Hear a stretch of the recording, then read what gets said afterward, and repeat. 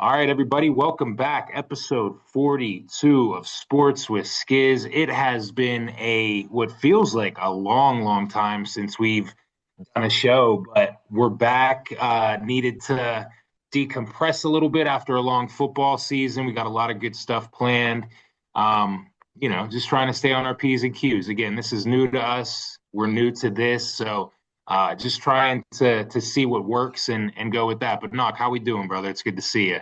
I'm good, man. Likewise, it feels like it's been an eternity to episode 41, right? But like you said, you just need to Yeah. step back and reassess the situation, decompress, and keep moving forward with it. So that's what we're here with you guys Yeah. today. Yeah. And to those who make sure that they tune in, try to check us out. We're sorry we've been on a hiatus. I haven't really been doing too much with the socials, at least on Twitter and stuff. So if you keep up with us on there, my fault. I got some busy stuff going on, but we're back, and that's really all that matters.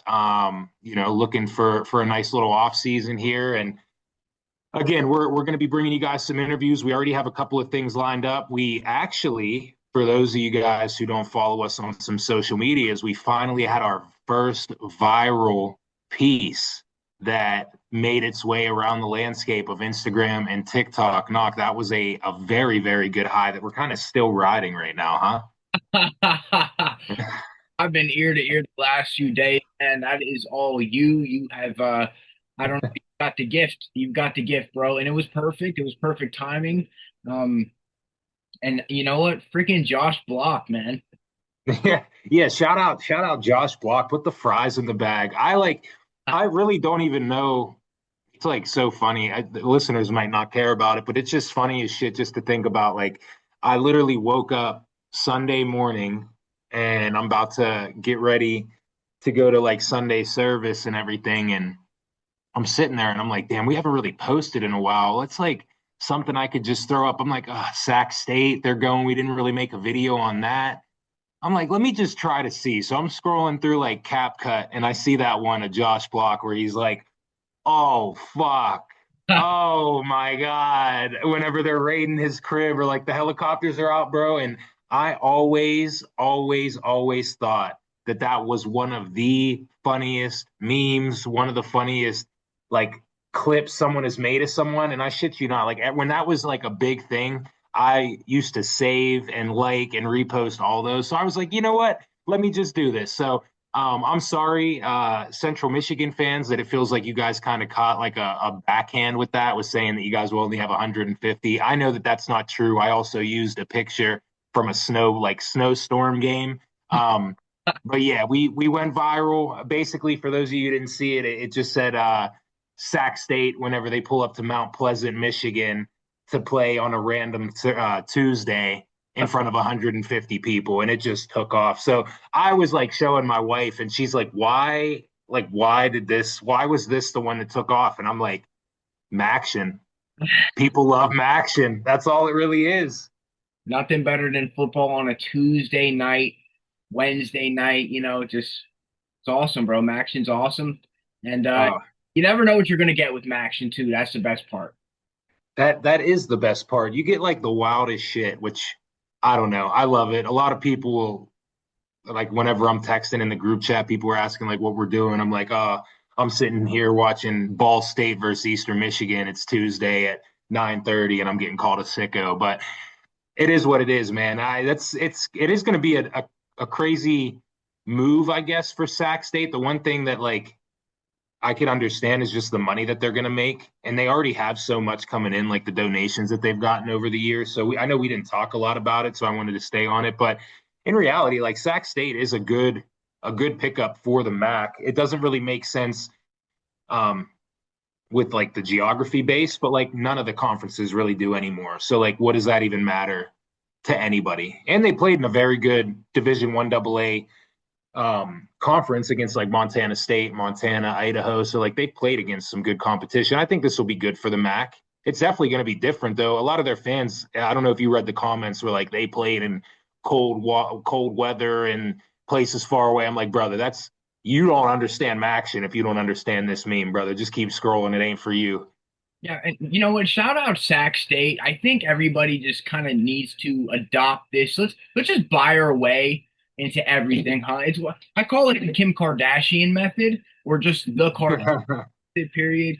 Just buy your way into success. I'm rooting for them. I really am honestly rooting for Sacramento State. I think it's awesome. I respect it. It's a super bold move. Might put the Yeah. back immensely, but you know what? We're looking forward and positive at the future. Yeah, yeah, for sure. Yeah, it is cool. I saw a video. I should have saved it just so I know, but them moving up from D1 AA up to like a low level FBS school, they're going to be able to make more money for teams that they have to go and play, say like a USC or UCLA. Like they'll be able to earn more than just like the regular $500,000 or whatever. I think they'll be able to earn a couple mil. And then I think they're also paying for the travel of all the teams that have to come out and play there too. So I saw that that's gonna help out all the MAC schools. Again, Sacramento State don't really understand. I got to look at their alumni base. They have a ton of money. It's crazy to think about. I really don't understand why. What are we talking figure wise here? Like, I think they got a donation last year, if I'm not wrong, for like $25 million. I could look that up just to be sure, but I mean they're paying. I think to come to the MAC, they're paying like a decent amount of $1 million. I don't want to. For some reason I'm thinking like $23 million or something like that so I'm is going to cost for them to move up.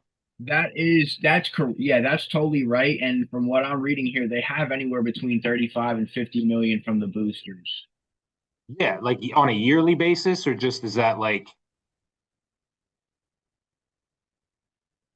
It actually does. so it looks like so they actually signed they it looks like they have a 5 year deal worth 7.5 million. I think this is annually a year for 5 years with Wilton Ranchera. Um yeah, I guess it's the largest corporate donation in the department's history. Um which is crazy. And then SAC 12, I don't know what that is. This is, I never really Wow. thought I got this plan. So Wilton Rancheria is a Native American tribe in the Sacramento area that's become very well known Mm, because of its casino project and growing financial influence. So mm. they went balls to the wall and they doubled down. They doubled down on Sac State. Sac State. Yeah, that's crazy, man. I mean, I guess if what they, you said it's a Native American, Yeah, it's a Native American tribe in the it's Sacramento pretty sick. I wonder if they got some like casino money or some shit like that from coming in. Elk Grove, California, a federally recognized tribe made up primarily of the Miwok and wow, people. Nisenan for those who didn't understand me. I Nisenan. guess I'm pretty good at pronounce enunciation, but not in this occasion. So, but I yeah, guess they do have some decent like alumni too. I'm looking here. Dave Lachetti, president and CEO of Pacific Coast Building Products. Gary Masel, president and CEO of Western Health Advantage, and then Ryan Coogler, renowned filmmaker known for Black Panther, who attended on a football scholarship. So we're just throwing some facts at you for Sac State. They do have some sick ass uniforms. I would like to see them again. I always talk about uniforms and I talk about stadiums. I would like to see them add on to their football stadium as well too. And then obviously another school that we didn't really talk about that should probably get a little bit more shine just for the success that they've had. North Dakota State, baby, the yes, Bison, the yes. Bison. They're finally doing it. What a get for Mountain West, man. You got a lot of your powerhouses leaving to go to the Pac-12, like the likes of Colorado State, Boise State. I think Utah State might be going. A lot of their heavy hitters are going to the Pac-12, and now you secure one of the best. I'm not going to say one of the best FCS school in the last 15 years. And what a move. I mean, that's awesome. I made a video about it that kind of was making some airways as well too, Knock. I know we talked about it, but this is going to be huge for like the whole city of Fargo, like putting them on the map more. if people don't know about North Dakota State right now, like I just don't understand it. I saw some people being like, "Why would you make this move? It's not a good move for you." It's like, no, no, no, no, no. It's not a good move if they went to say like, I don't know, not to throw any conference under the bus here, but like a Conference USA where, why it doesn't really make sense to play against those teams. You got weird times playing on like a Wednesday and stuff. The Mountain West does a fantastic job right now. So I'm excited to see North Dakota State in there. And I think this is going to open up the floodgates like we just saw with Sacramento State and possibly like the Montanas, South Dakota States, all those weird schools that I just love. I think could be making that step up here within the next 5 years. Just take a picture with me. Sit back. Let's think about North Dakota State at home playing Bama. Bama. Oh, bro. That's awesome. That is Yeah. absolutely awesome. And you know what? I mean, shout out to UTEP and Northern Illinois for joining the conference as well. Hmm. I'm a little bit Yeah. Yeah, that'll be nice. I think that's a good move for UTEP. Hopefully they could rejuvenate their football program down there. Northern Illinois, I really don't know I really don't know what they're going to do. Their coach actually just left yesterday to take an analyst job, I believe, for the Seahawks. So it's like, what the hell? What are you going to do there? Now they have their players are going to be able to transfer. I think they're going to have like a 12-day transfer window period that they're able to go to another school because of it. But yeah, they had a really down year last year. They're moving to another conference, and then you just lose your coach in February whenever spring ball is going to be starting up here within the next month, 2 months. So that'll be interesting. Moving on to some other news.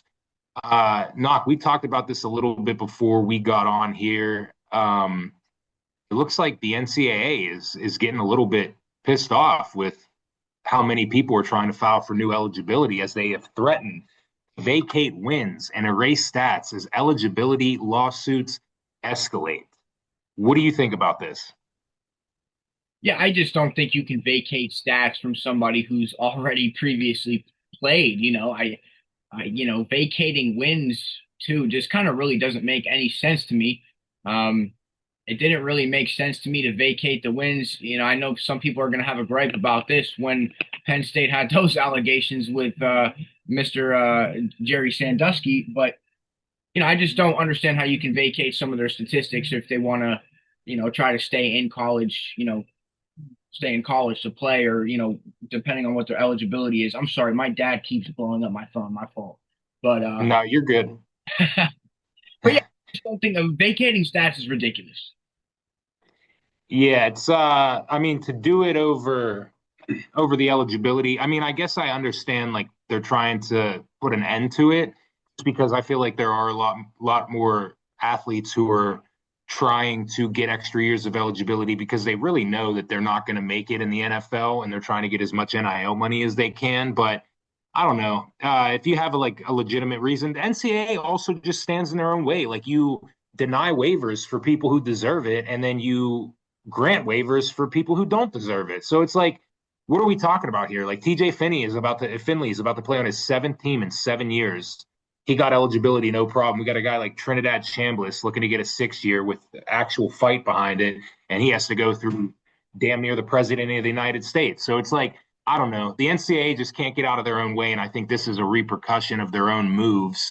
And yeah, I mean, I could see vacating some wins from certain areas, but not for a player like that just wants an extra year eligibility. I think that's kind of dumb. Yeah.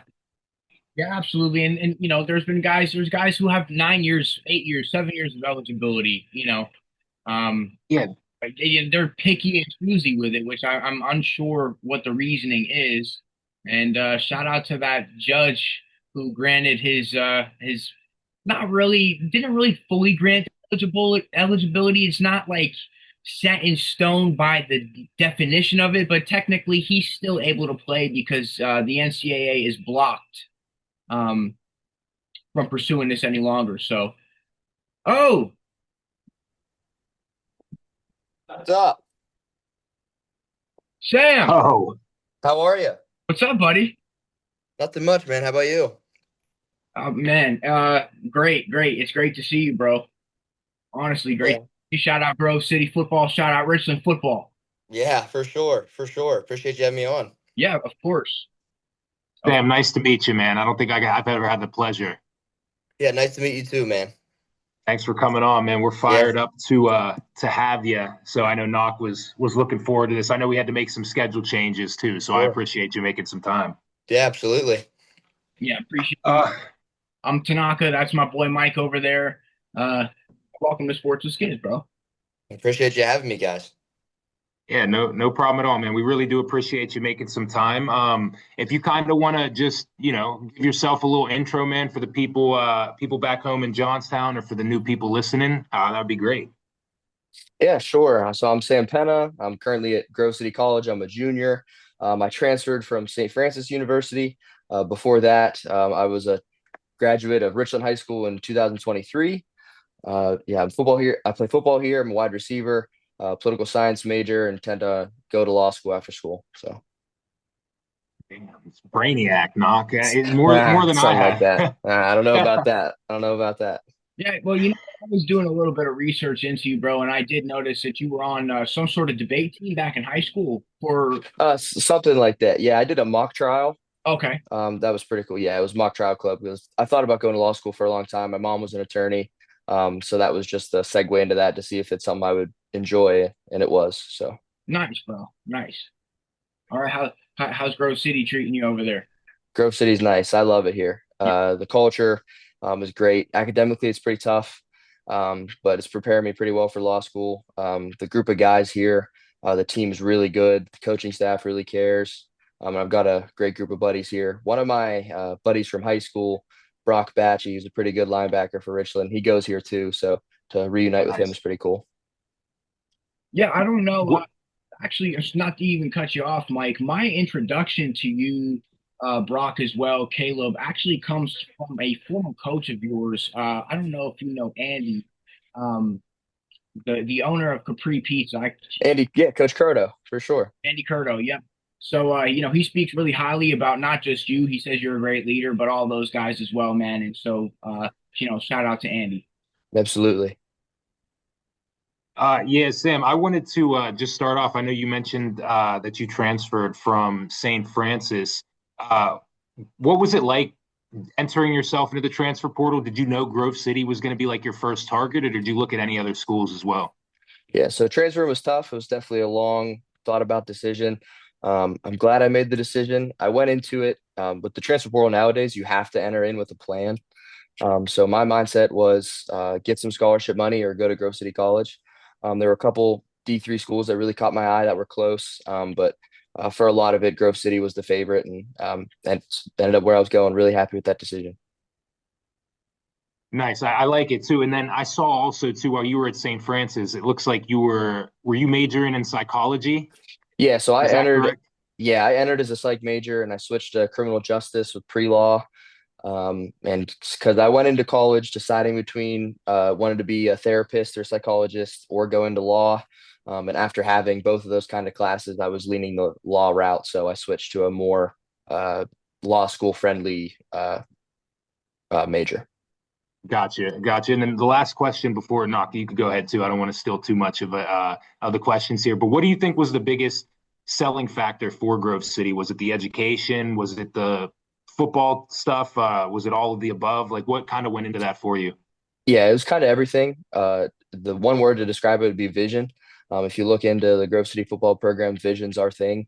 And so we have a vision statement for our team. It's to glorify God in the pursuit of earning a degree, building lasting relationships, and competing for PAC and national championships. And so the appeal to me was that here I'm going to get a great degree. I'm going to compete for championships and play and enjoy the game I love. I'm going to create brotherhoods, people that are going to be my wedding one day. But none of that was the main goal.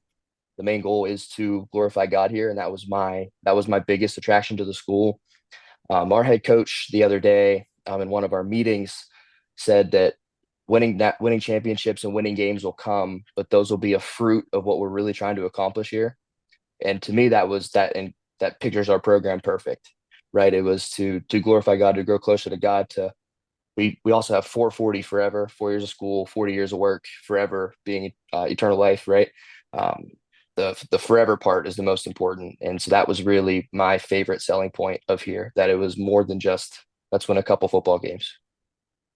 I love that, man. I love it. It's nice to see like younger kids. I really feel like I really feel like they're embracing their religious side nowadays, Yeah. like from D3, and then even you see like Fernando Mendoza, Yep. Jeremiah Smith, and those types of guys giving the Yeah. interviews and talking about glory to God. So that's an awesome answer and cool to Yeah. hear. Yeah, absolutely, bro. Really powerful. And really, from just meeting you, really proud of you as well for taking that leap. You know what I mean? That leap of faith is, and that walk with the Lord is, something that not everybody decides to make at your age. So, uh, you know, that's awesome. I've heard great things about you, and it speaks volumes. Um, I'm free sport athlete. You played quarterback in high school. You played wide receiver as well. 2,400 yards passing, or 24 touchdowns as well. I think only five picks your senior year. Double digit scorer in basketball. 3.94 on base percentage in baseball. So this guy just knows how to get it done. Three different sports. That's awesome, bro. I'm glad to hear it. Uh, Let me ask you this: being a wide receiver now, fully in college, how did playing quarterback help you out and help kind of, open your eye to certain things that maybe some people can't see since they didn't play the position? Yeah, it's huge. It definitely helped me a lot with like reading coverages and the more mental side of playing receiver. And so throughout high school, I was quarterback my senior year. But before that, I was full-time receiver, but I was the backup quarterback to Kellen Stahl, just played at W&J, broke some records, great quarterback. So I've kind of always technically been a quarterback, but playing receiver really just opens up my eyes. And like basketball, like you said, I was a point guard in basketball, right? So vision, being able to see all the court, that was kind of, I was a pass first point guard, right? I think I play receiver the same way I played point guard. I'm taking things in. I'm not the biggest, fastest, or strongest. It's the mental side that where I get an advantage. Yeah, yeah, and I could see that too. I dove into some of your film here during the week, man, and you grinded. I mean, you've only been at Grove City for a year, if I'm not mistaken, correct? Yeah. Yep. Yes, sir. Worked your way up into the starting lineup pretty easily, pretty fast. What's that like when you have to come into a new school, make that transition, get adjusted to everything, and then it's like Hmm. learn all this on the fly and still Yeah. be better, and then here you are on the field. Like, what were those steps, or what was the thought process for you? Yeah, it was definitely an adjustment. I got here in the spring of 25, so last spring semester. There's no football right away, so I had to earn my respect with the team in the weight room first. Worked pretty hard there, got to know the guys. The culture's here great. Everybody's working hard. It pretty easy to fit into that. Then when it came into football, this offense is unique. Most 99% of offenses in the world, pass wise, are concept based. We're route based. So a lot of things change what we do depending on what the defense does. So it's something I've never dealt with before. So that was a really big adjustment mentally. And coming in to earn play time was definitely tough. I did not start in the beginning of the depth chart. That was actually a big part of my transfer portal process. I didn't want to go somewhere where they told me I was going to be the starter right away. That I wanted to go somewhere I'd compete for that. But it was often the teams that said, "Yeah, you're going to be the guy right there," aren't as successful, right? So coming here, I wanted to fight for the spot and earn it a little bit. So I ended up doing that through spring ball. I got hurt midway through my first spring ball here, so that was a little discouraging. And I didn't get the full spring ball experience and fully learn the offense. I took as many mental reps as possible. But my real deep dive into the offense was in camp of last year. So it definitely took a little bit of time to adjust. But the coaches here are great, and guys that I ended up playing over that were seniors were so helpful in my process of learning the offense. There was no ill will or hesitation to help. Like guys were ready to jump in and help me, even though I was a transfer. And just real quick, if you could, Mike, before we get back to you, can you kind of just go a little bit more in depth about what a route based offense is for some of the people? Yeah. Um, So concept based is you call like you might have a million different plays, and your route is set of what you're doing, right? I know on this play I'm running an out route. Grove City, our base offense is route based. That we decide what we're going to do, not necessarily on the fly, but we react off defenses, and so we have more freedom in that. And so there's just not as many set plays. It's more that the mental side really comes into play. It's another reason why I like this offense. So your chemistry between receiver and quarterback is more important than it is in any other offense. Okay. Nice. So Nice. that's cool to hear. Is it like do you have like is it like a choice route almost where you have like two different routes that you could run, or is it like legit just all freestyle? It's not quite backyard football. We have like it's like three choices roughly. Don't want to go Okay. too in depth with the scheme, but Yeah. yeah. Yeah. So each play we have like three options depending what the defense does.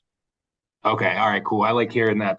That's. I feel like you don't see that as much, and I feel like the game is also moving to where like, do you guys still? Did your quarterback have like reads that he has to make? Like he knows his Yeah, wide receiver one, two. Okay. Because yeah, I'll be interested to see if they'd start doing more of like reading sides of the field and then progressing hmm that way. I feel like yeah, that's yeah. a big thing coming. But another question I have too, I feel like we're asking you so much about like routes and stuff like that. But do you look at the way that you run routes more as like an art or a science? Art for sure. Art. Yeah, art for sure. We say here you got to master your art, right? Like, and I had the receiver coach of St. Francis said something about routes that your routes are your canvas and you're the brush. Like, go ahead, like have fun with it, right? And so, especially here, you have a freedom, right? We preach joy, peace, and freedom, right? And so that our offense shows that, and so we have the freedom to do what we need to do. I can signal a route to the quarterback if I want to. It's just I think viewing it as an art form is more fun and more realistic than a science to me. That's a great answer. I was interested to see how you would take that. And then another thing I have for you is there a like a wide receiver that you try to model your game after, or one that you could say that you kind of play like? I try to model my game after a lot of guys, like the Julian Edelman, the Cooper Cups of the world, the guys that aren't as big, aren't as fast, aren't as strong, but mentally really take over. I work on my routes a lot, right? And I love the run routes. And so like Julian Edelman had some quarterback in his background. Like he's the main one for me that I really try to model my game after. And then in Grove City in the past, they've had some record-breaking receivers. Cody Gustafson, if you haven't watched his highlights before, I'd watch those after this Mhm. interview. He's someone that I watch on tape constantly. Um, and a guy who's here right now, Seth McGroarty, he's our ex receiver. Not quite the same position, especially in this offense is a little different, but watching what he does to get better and the way he manipulates defenders, understands leverage, he's something I model my game after. I love that. I love hearing that, man. Especially just the grind that it seems like you have is something I always respect since I played Yeah. offensive line. I feel like that was something I always had to do. So I love hearing that come from you. And then I have one other question too that I wanted to ask real quick and then knock, I'll pass it back Yeah. over to you. So with you being like a three sport athlete, you played baseball. Where did you play baseball growing up? Did you play like as a kid anywhere there? Yeah. So I played baseball from when I could. Like I played baseball every year of my life from when I was 4 until I was 18. I only played for the school 1 year because of travel basketball. But I Hmm. played in Arbutus Little League and then Highland Regional Baseball for Pony and Colt. That's what I thought. We always play Arbutus was all I played for GJYL as a kid in Yep. Yeah, Johnstown, yeah, and yeah, yeah. Arbutus, I feel like we always went at it. I don't know if you know like Derek Crawford, Luke Schertzer, like all those boys. Yeah, I know they're yeah, a little bit yeah, older. So yeah. now with you playing baseball, do you have any superstitions that you have like that you brought over to football? Or are you superstitious? Because I was whenever I played Yeah. baseball. So I always like asking that. So I've strayed away from the superstitions a little bit, but a couple that I have. Well, I did have in high school before every game. My Bubba, my grandmother, she made tuna noodle casserole every Friday before a game. Mhm. It started kind of on accident. Um, she was over for a game, and that was my favorite meal of hers that she made. And before she made it, before a game day, my sophomore year, I told her, if I play well, you have to do this every Friday. Ended up having a really good game. So I had tuna noodle casserole for every football game my junior and senior year, even if it was a Saturday afternoon. That's a big one. I always strayed away from this one this year, but I would tape my left wrist and left ankle. No particular reason. That's just what I did. But gotten away from the superstitions a little bit, but used to be very superstitious. I figured so. Hearing that you played baseball, I was like, okay, I know he has to Yeah. have a little something in him. Yeah. Actually, Mike, those are slam dunks, honestly, bro. I deal with those. Nice. Sam, Appreciate it. what's senior year looking like for you on the field here? I mean, do you have some, guys in your core that are departing and you're officially becoming like number one, or how's that working out for you, and how's your off season been as well? So senior year is looking good. We lost a lot of key guys, especially on defense. Offensively, we lost our starting quarterback and some linemen, but all of our receivers are returning. One of our main running backs is returning. Defensively, we pretty much return everybody except our linebackers. We play a 3-3 here at Grove City, and our three Mm. linebackers were all American caliber. So replacing them is going to be tough, but I think we have the guys to do it. More so this year than replacing guys talent wise. That senior class had a lot of leadership. It was something really cool to be a part of and learn from those guys. So if our class can step into that role half as good as that senior class did, we'll be pretty successful. This offseason has been great. The vibes have been high in the weight room. Energy's high, more so than it was last winter, I'd say. So guys are ready. Guys are coming in, living in vision every day, and really focusing on their craft because we know we take every rep. We don't take anything for granted. So we know the stuff we're doing now is going to translate to spring ball. It's going to translate to camp. It's going to translate to our first game against Cortland. Hold on, technical difficulty over here. Oh, good. But I'm gonna ask you probably the most basic question you'll ever hear, but it could also be the toughest, but for you might be the easiest. And I want to get it from you before an NFL coach does. Why do you love football? Yeah. I grew up with a ball in my hand. I think the first movie I ever watched was Rudy. My mom says that Mm. the first time she ever held me, Rudy was on the TV. And so as soon as I could walk, a ball was in my hand. It was what I wanted to do constantly, right? And my parents are really great in letting me try sports but really like all my effort was into sports, but it was to be joyful, right? Football was a way to utilize my gifts and to have joy. I find such a joy in playing football, and my identity used to be in it. And coming to Grove City, I found even more of a joy playing football with taking my identity out of it. But anything from I love running. I could go on the field and do agility routes for hours, right? I could run routes. It's what I love to do. I'm really fortunate to have a couple more years of playing ball. Yeah, I'm glad to hear it, and this was really pleasant meeting you too, bro. Yeah, right back at you. Have you on and just somebody else from Johnstown. I mean, Mike and I would like to do this for a lot of other smaller universities, programs, and athletes, and I think it's cool that we get to start here in our hometown as well. Yeah, you guys are building something awesome. Kalo spoke highly of you guys. I love what you guys did with him. Best of luck to you guys, and hopefully it grows for you. Appreciate it, Sam. Yeah, we'll definitely reach back out to you to have you on again, maybe during the season or right before. Yeah, sounds good, guys. I appreciate you having me on. All right, no problem. See you, Sam. See ya.